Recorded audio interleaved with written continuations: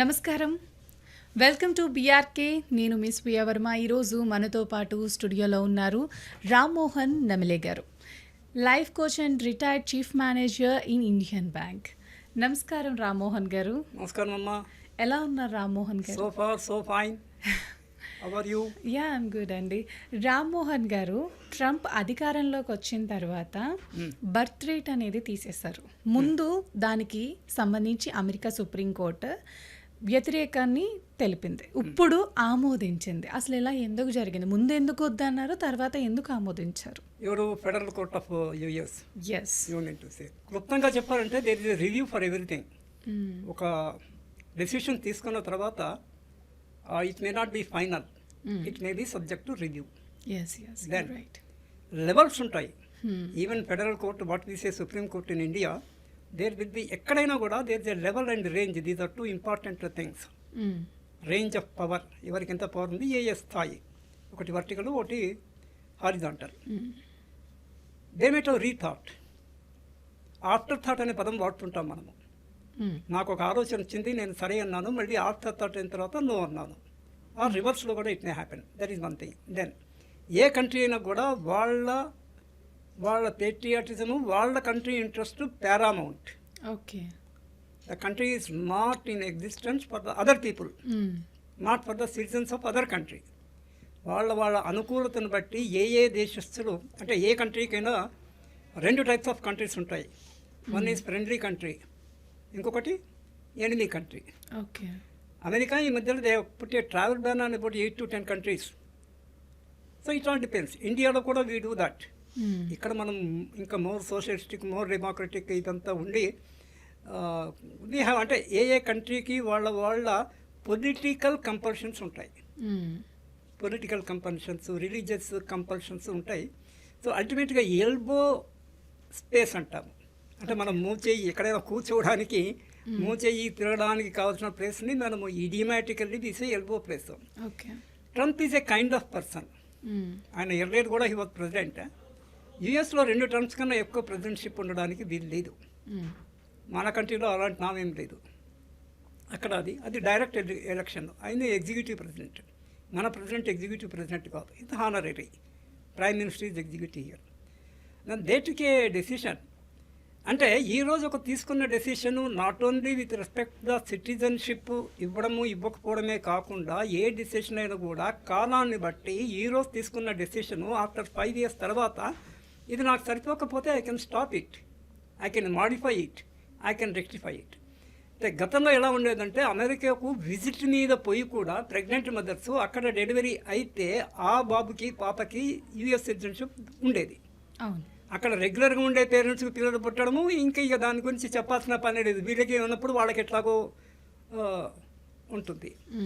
So citizenship కూడా 2 రకాలండి. Natural citizenship ఒకటి, acquired citizenship ఇంకొకటి. కొన్ని అవుట్ ఆఫ్ ద టర్న్ అనే ఒక పదం, అదొక phrase. If any government wants they can give as honorary citizenship to any person.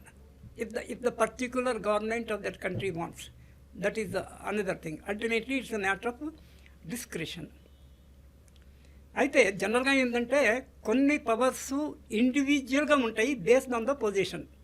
President of America కూడా కొన్ని powers he may take a decision on his own, కొన్ని he may not. The council of ministers. అంటే ముందు ఎందుకు ఇచ్చారు, ఇప్పుడు ఎందుకు cancel చేశారు అనుకుంటున్నారు రామ్మోహన్ గారు? అంటే ఎంత వ్యవధిలో క్యాన్సిల్ చేశారు? అది చాలా ఇయర్స్ వరకు ఉంచారు. చాలా ఇయర్స్ వరకు ఉంచారు. నేను ఇందాక అదే పాయింట్ చెప్పాను. ఒకసారి తీసుకున్న నిర్ణయము it is subject to review.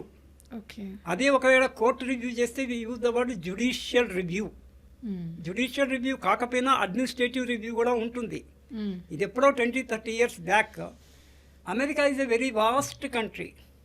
Large stretch of land mass ఎక్కువ compare to the population. America population ఇప్పుడు అప్రాక్సిమేట్లీ ఎంత ఉంటుందమ్మా సుమారుగా? In approximate area what is America US population in total? మన దానికన్నా 4-5 times ఎక్కువ ఉంటుంది. అది around 25 crores something like that it is there. And we are much more, 7 times more. Is it not? So వాళ్ళు అప్పుడు తక్కువ పాపులేషన్ ఒకటి, most latest country. Only 800 years back 900 years back. So అది కూడా యూరప్ దీంతోనే ఇక్కడి నుంచి అక్కడికి వెళ్ళి వాడు set they form that country. It's a new found land. New found land అనే దేశం వేరే ఉంది, అదేనట్లా కొత్తగా కనుక్కోబడినటువంటి దేశం కనుక వాళ్ళు they have built up a lot of infrastructure in the beginning and they wanted a skilled man power from all over the world and America only invites talent. All Tom, Dick and Harry, they don't give, I think. But initially, వాళ్ళకి అవసరం ఉంటుంది, they have taken. That it's a administrative decision. A government A decision తీసుకోవచ్చు కదా. మనము వేరే వాళ్ళ ఇంటికి వెళ్ళాలంటే చిన్న ఎగ్జాంపుల్ నుంచి వీ కెన్ ఎక్స్టెండ్ దట్ అను. నేను నీ ఇంటికి రావాలంటే I have to knock the door and take your permission, then only I should come. దేశం కూడా అంతే. సో వాళ్ళ ఫ్రేమ్లో మనం ఇమిడితే we can go, otherwise night. If not America, some other country. So అదేమ్మా, దేంట్లో పెద్ద గొప్ప విషయం ఏమి లేదు. Decisions are reversed. Reverse engineering అనే పదం ఉంది. కార్లలో మనకి రివర్స్ గేర్ ఉంటుంది. ఒక్కొక్కసారి ముందుకు మళ్ళీ పోవడానికి వెనక్కి వచ్చి ముందుకు పోవాల్సి ఉంటుంది. So it all depends. So no wonder in it. No wonder in it. Okay, ఇది క్యాన్సిల్ చేసేసారు కదా, ఆ ప్రభావం మన ఇండియన్స్ మీద ఎలా పడుతుంది అనుకుంటున్నారు? ఏం పడదమ్మా, ఎందుకు పడుతుంది? బికాజ్ ఎందుకంటే ఇండియన్ అయ్యుండి యుఎస్ సిటిజన్షిప్ కోసం ట్రై చేస్తూ ఉంటారు. నాట్ నెసెసరీ కదా, వాళ్ళకి నెసెసరీ, మనకి వాళ్ళకి నెసెసరీ అయితే మాత్రాన ఇప్పుడు నాకు అవసరమే. నేను ఏదో ఆ పక్కన ఇంటికి పోవడం నాకు అవసరము, వాడికి అవసరం లేదు. Can I go? You cannot trespass. No. If the America is not inviting you, you go to Canada. Many Indians are there in Canada. You go to Australia. Many Germany also. Many countries you can go it by US alone. ఆ తర్వాత మనకు అక్కడ what is మనకు అక్కడ నేను ఇంతక elbow place use చేశాను అంటే మనకు అక్కడ రైట్ లేదు కదా. You can only make a request if they allow అదో. అయినా ఇది సెకండ్ టర్మ్ ట్రంప్ గారు మళ్ళీ 4 years కాగానే మళ్ళీ మారుతారు. They may again reverse the decision. Okay, ఇప్పుడు ఒకసారి ఏదైనా ప్రవేశపెట్టిన తర్వాత దాన్ని మళ్ళీ చేంజ్ చేయడానికి లేదంట కదండి. ఎందుకు లేదు? ఇప్పుడు ఏదైనా ఒక ప్రెసిడెంట్ డిసిషన్ తీసుకున్న తర్వాత దాన్ని చేంజ్ చేసే అధికారం తర్వాత వచ్చే ప్రెసిడెంట్కి ఉంటుందా? నేను కాన్సెప్ట్ లెవెల్లో చెప్తున్నాను, డెఫినెట్గా ఉంటుంది. ఇప్పుడు మన దేశం ఎగ్జాంపుల్ తీసుకోండి మీరు.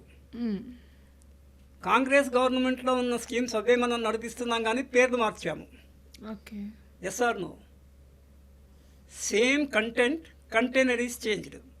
అంటే ఏ గవర్నమెంట్ వచ్చినా, ఏ executive either president or prime minister వచ్చినా కూడా ఇందిరాగాంధీ టైంలో we also wanted to go for a presidential form of government that did not materialize Indian కాంటెక్స్ట్లో. మనకు we have president, I mean number 1 కింద, బట్ ఎగ్జిక్యూటివ్ పవర్స్ అన్ని prime మినిస్టర్స్కి. కనుక అదే ప్రెసిడెంట్షిప్లో కూడా డెసిషన్ మార్చుకోవచ్చు. నెంబర్ 1 ఆఫ్టర్ థాట్ అన్నాను ఇందాక నేను. నెక్స్ట్ ప్రెసిడెంట్ వచ్చినప్పుడు ఆటోమేటిక్గా ఈ వీళ్ళు ఏదో కొత్తగా చేసి చూపించారు కదా. So nothing is impossible. America ఎంత డెవలప్ అవ్వడానికి రీజన్ ఏంటి రామ్మోహన్ గారు? It is being a very latest country, that is one reason. మనలాంటి కంట్రీ, మనకి 7 fathers ఉన్నారు, వాళ్ళకి లేరు. 7 ఎక్కడైనా కూడా 3 ఫాదర్లే ఉంటారమ్మా. ఇది లైఫ్ సిచ్యువేషన్లో. అంటే ఫర్ ఎగ్జాంపుల్ లైక్ మనకి పూర్వీకులు ఎక్కువ ఉన్నారు, లైక్ తరతరాలు. మనకు 7 ఎందుకు, 700, 7,000, 7 లక్షలు అది రీసెంట్ కంట్రీ కాబట్టి వాళ్ళకి ల్యాండ్ ఎక్కువ ఉంది కాబట్టి ఇన్ఫ్రాస్ట్రక్చర్ వాళ్ళు డెవలప్ చేసుకున్నారు.